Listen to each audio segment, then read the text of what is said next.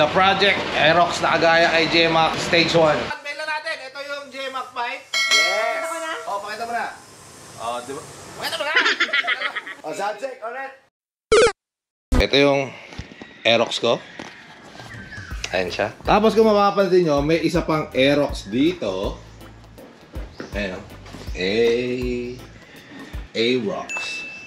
And then, dito kasi sa spot na to, dito nakapark yung Z1000. Obviously, hindi yung Z1000 yan. Yung GS, yung Fireblade, si Anti-Coracha, yung ADV. Yung Z1 kasi, nawalan ng preno sa likod. Like, totally nawala. Ewan ko nangyari. Yung may-ari nito, si Jao, pinakausapan ko na kung pwede niyang dalhin yung Z1 sa AB Moto kila Don para ipaayos. Umuo siya kagad.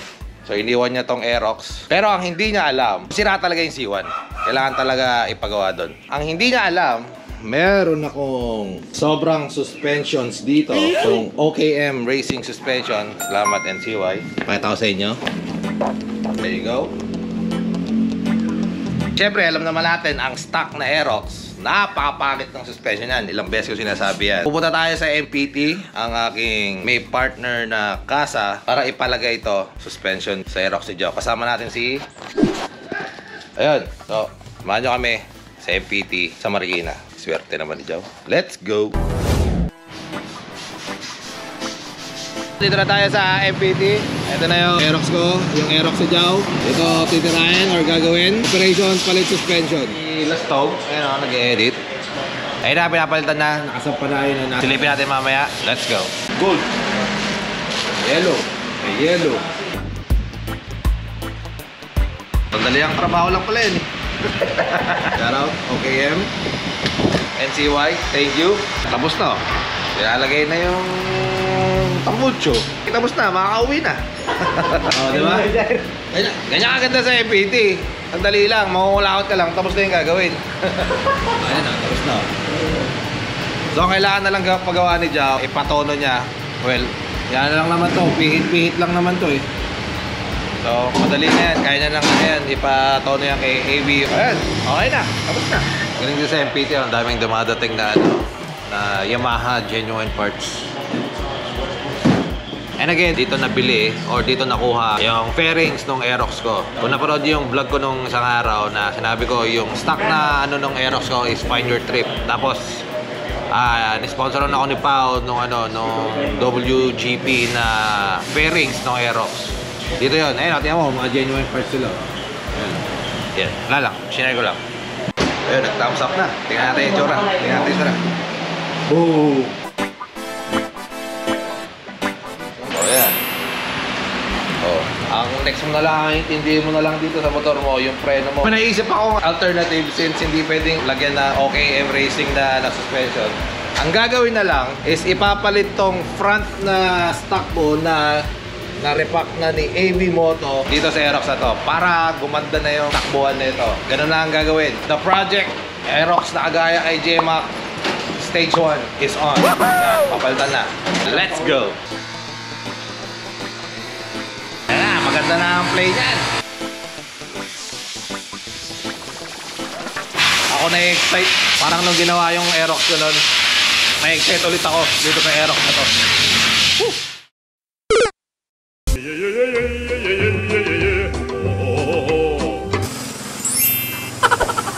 Alam nyo na. Alam nyo na. Eh, naumpisa na natin sa suspension yung Aerox. Might as well ituloy-tuloy na natin. Fully set up na natin yung Aerox ni Jao. Ang goal ko sana rito sa motor na to ni Jao is as much as possible, gayahin natin yung setup ng Aerox ko. Brake review race. Monster area. Oo. Since umpisa na natin na lagyan ng OKM na suspension yung Aerox, eh tuloy-tuloy na natin. Diba? So, andito tayo sa, obviously, alam nyo naman ako, pag nag-setup ng motor, eh, normally, dapat ito nauuna eh. Eh, this time, naging pangalawa siya sa nagawa natin. Ito kasi una, yan yung una. Yan. Yan. Itong project na to is tatawagin natin J-Mac Aerox Lookalike Setup. Ito look alike yun, dapat Pinenta mo din yung... I think kaya nga sinabi ko as much as possible, kasing kagaya nung Aerox. Hindi naman fully na gano kasi syempre mawawala na ng identity yung yung Aerox si Jow. Ito nga pala yung pagpipilian na pipe dito kay Orion. Ayan, may mga pangalan yan. Kahapon lang pala namin nalaman nung dinala namin dito yung Aerox na yung pipe na ikinabit sa Aerox ko at saka sa Aerox ni Jow is officially ginawa na pala nilang pangalan na J-Mac pipe. Which is eto. Walang pangalan eh. Lagyan natin ang pangalan. So, dala-dala mo talaga yung Yeah. pen na yan? Yeah. Uy, gago. Hindi siya naka-plastic. Naka-plastic yun. Ayan. So, J-Mac pipe. Yan ang tawag nila eh. Di lagay na natin para official na. Pirma na rin natin. Ayan. Sinulat ako naka-plastic yan kaya hindi yan eh. So again, congratulations sa iyo, Jow. Wala na kasi akong ma-setup sa Aerox ko, kaya yung Aerox mo na lang ang paglalaroan ko. Master Piper, ang pambansang tubero. Manunubo ng ng Pilipinas. Boss JP. Boss JP!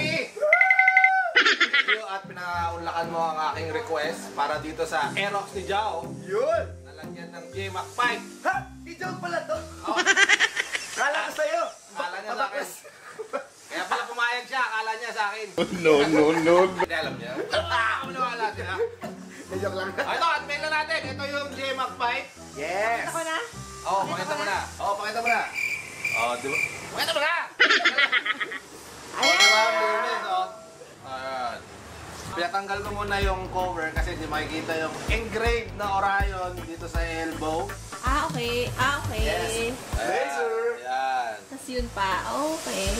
So, ang difference lang nito sa pipe na nakalagay sa Aerox ko is yung akin kasi naka-titanium, went for the stainless. Para naman ma-differentiate natin kung ano ba, may pagkakaiba ba. Di mo na makakaila, maganda rin pag stainless, di ba? So, Jow, ang kailangan mo na lang, magpalit ka na lang ng radiator mo para kitang-kita yung pagkagawa niyan. So, i-explain sa atin ni Boss JP kung ano ba ang setup nito. Kasi, di ba, tinanong mo ko kung lalagyan ng panggilid or hindi. Yes, yun. Ayun. Basta ngayon, yun talaga, lagi naman lahat ng scooters or other bone, yun ang tanong namin sa client kung in the future may setup na gagawin para at least yung elbow, yung headers, tubo, maire-ready na natin para sa future na setup. Kaya yan, dahil sabi nga, gagawa ng panggilid. Wala na, nag-spoiler na. Ayan. Panggilid. Ayan, so inabang na natin yung elbow niya na para makapagtono ng mabuti yung mekaniko. Pero ito, Boss JP, pwede rin na, halimbawa, may nagpuntang Aerox dito, hindi siya magpapanggilid, pwede pa rin to, pero iba na yung sukat. Iba sukat. Same setup tayo, iba lang na sukat ng elbows, yung mas maliliit lang. Mga ganon kaya, mag-iiba ba yung tunog niya? Hindi, same lang din. Same lang din. Kaya, ang hahabulin lang natin kayo, syempre, kaya lang tayo magliliit ng mga elbow, kaya depende rin sa size. Para dun sa setup kasi na gagawin.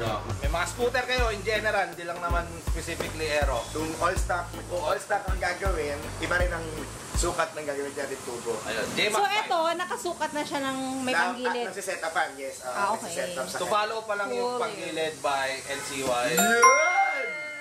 Jow! Iba talaga si Boss J-Mac. Baka gusto mong iuwi yung multi ko. Ayoko, mahal yan eh. O, subject, alright. It's official ka pala ha. This is what you call a J-Mac pipe. Ayun na nga, ginawa ko na official eh. O yan o! Hawakan ko ito. Ayan, this is open. Naka-open to. So, idle. Tahimik pa din. Maganda pa din. Hindi siya nalalayo dun sa ano Sa titanium. Actually, titanium is ano lang naman talaga. Weight, saka weight, saka yung mabilis siya lumamig. Okay. Pero, set up, size, same lang ginamit natin ang size. Okay. Alright. Ayos.